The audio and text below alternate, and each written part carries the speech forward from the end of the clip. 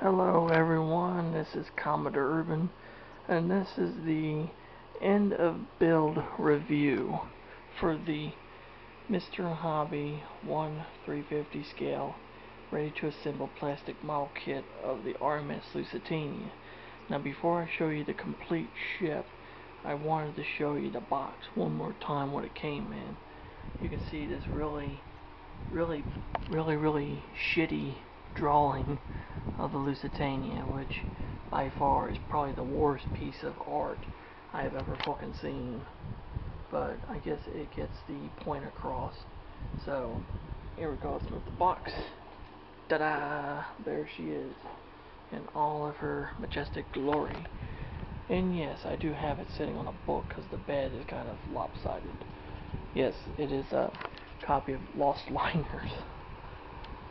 But yeah, here's the model, guys, in all its full glory. This was a pretty interesting build for the most part. You know, just like any model, you know, there was the challenges. And you know, since this was a model from the early 2000s, from what the box says, but it's from dies and molds that were created in the 70s.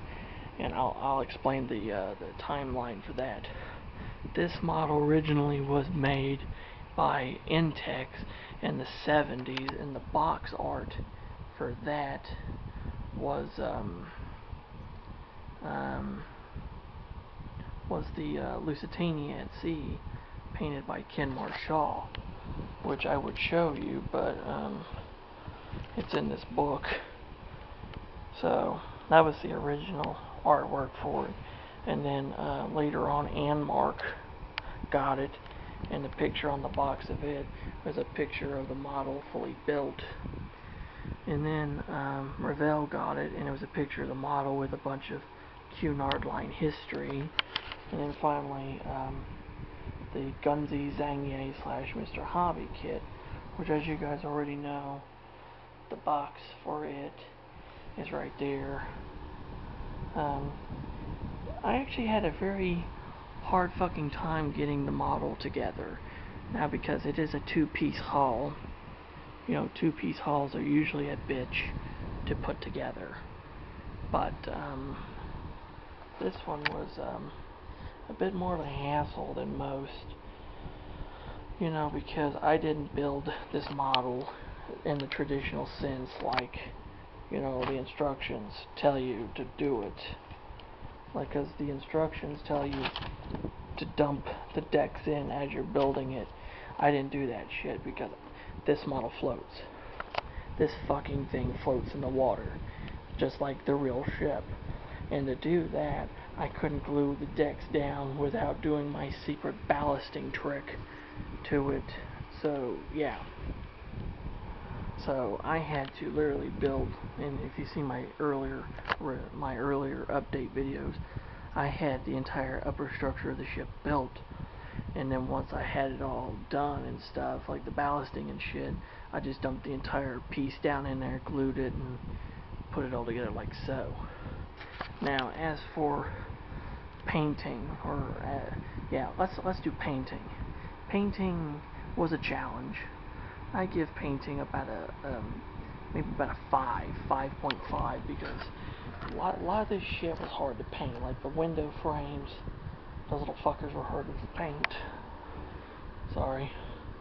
These little motherfuckers were hard to paint. The doors, the little skylights and shit, all this was hard to paint. Especially when you have to detail it. And like, you know, your little lights, the detailing on your lifeboats, and all the portholes. All the portholes I painted in myself. And as you can see, this is kind of my trademark, you know. Black portholes on the white, yellow portholes on the hull. That's a trademark with all my model ships, including my big home-built ones. So now, and like I said, you know, painting was hard, but the assembly was a bitch. I would give the assembly about a 3, because it was hard as fuck, and shit did not want to go where it needed to go. I literally had to fight this thing from beginning to end. And one of the hardest things I hated was these fucking canister lids, which, you know, they tell you to put them on early in the construction, but, you know, if you barely bump into them, the lids would break off, and it pissed the shit out of me. I mean, I was fucking mad as hell. But, you know, it's an old kit. What do you expect from an old kit? And there's actually some Easter eggs that there's actually one Easter egg that I threw in. If you guys are big ship geeks, which I know there's a lot of you guys on my channel that are major ship geeks, I will show you guys. There's actually several little secrets I put in here, like the propellers. If you look at the arrangement of the propellers, do you see how they're arranged? Well, if you remember how they are arranged, that's the exact arrangement that they were in, the same configuration they were in when she was launched. And also the white strip, that is also the same as she was launched.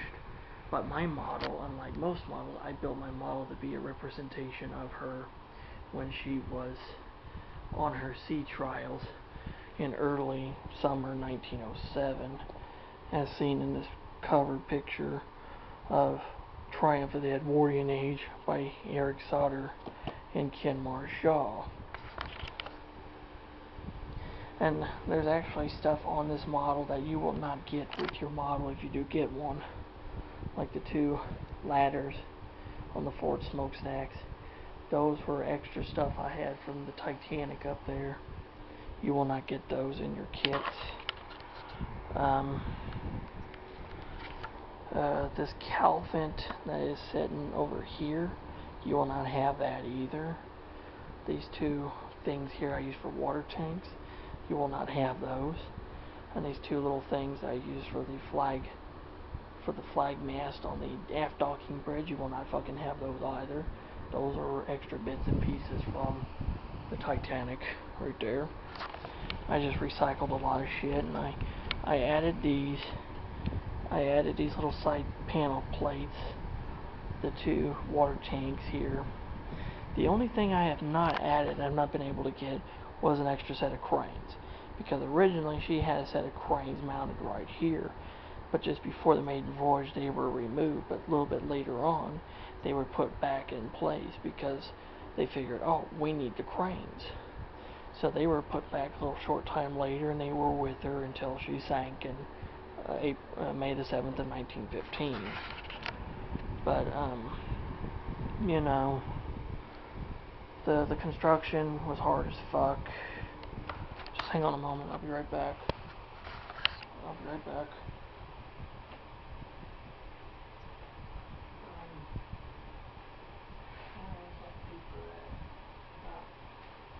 Here it is.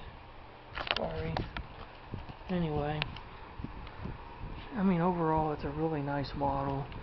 You know, for the overall look, I would give it a 10 out of 10 for the finished product. But if you're going to get one, watch out. These things are rare as fuck, and they are going up in price. So if you get one, you better snag it for a good price. And before I end the video, I'm going to flip the ship around so you guys can see her. She's really nice looking. I really am happy with the way Lucy turned out. This is really hard to do this one-handed and holding a fucking camera. I did that so we can see the back end on this side and just kind of scroll through the ship. Alright, here are some specifications for the Lusitania. She was built by John Brown and Company Limited, Glasgow, Scotland. Her keel was laid the 17th of August of 1904. She was launched June 7th of 1906. Her service career was from the 7th of September of 1907 until the May 7th of 1915. Her overall length was 787.2 feet. The length between her perpendiculars was 760 feet and no inches. She was 87 feet 6 inches in width. Yeah, she was 87 feet 6 inches in width. Can you believe that, guys? She had a 33 foot 6 inch draft. Her molded depth was 60 feet 4.5 inches. 31,550.47 gross tons registered. 8,514.59 net tonnage registered. The length of her bilge keels was 230 feet, 36 inch depth. She had a 44,060 ton displacement. Ditto inch immersion was 112.4 tons. Her power plant consisted of 23 double-ended and 2 single-ended coal-burning Scotch boilers and 6 marine steam turbines, which were 4 ahead and 2 astern. Her total shaft horsepower was 68,000. She had 4 3-bladed screws when she first entered service, as you can see here on the model. But later they were changed to 4-bladed after the success of the 4-bladers on the Mauritania. And she has 10 decks, which include the sun deck, boat deck, which was A deck, promenade B, shelter C, upper D, main E, lower F, orlop, lower orlop, and tank top. Her official number was 124,082. Her hull number from John Brown is hull number 367. Total number of expansion joints was 2. Her carrying capacity on her maiden voyage was 552 first class and 260 rooms. 460 second class and 145 rooms.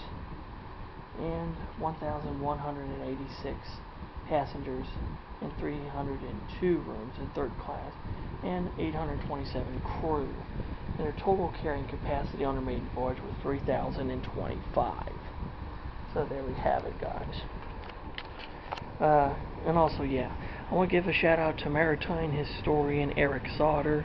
If you see this, sir, thank you for your contribution to the history of this great ship. She's definitely a fascinating piece of ocean liner history, and if it wasn't for your book, sir, I probably wouldn't have built the model the way it is now. So yeah, anyway, I hope you guys enjoyed the video and the review.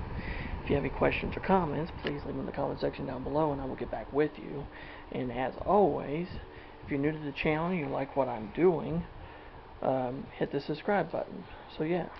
Well, yeah, and these are the 3 books I used.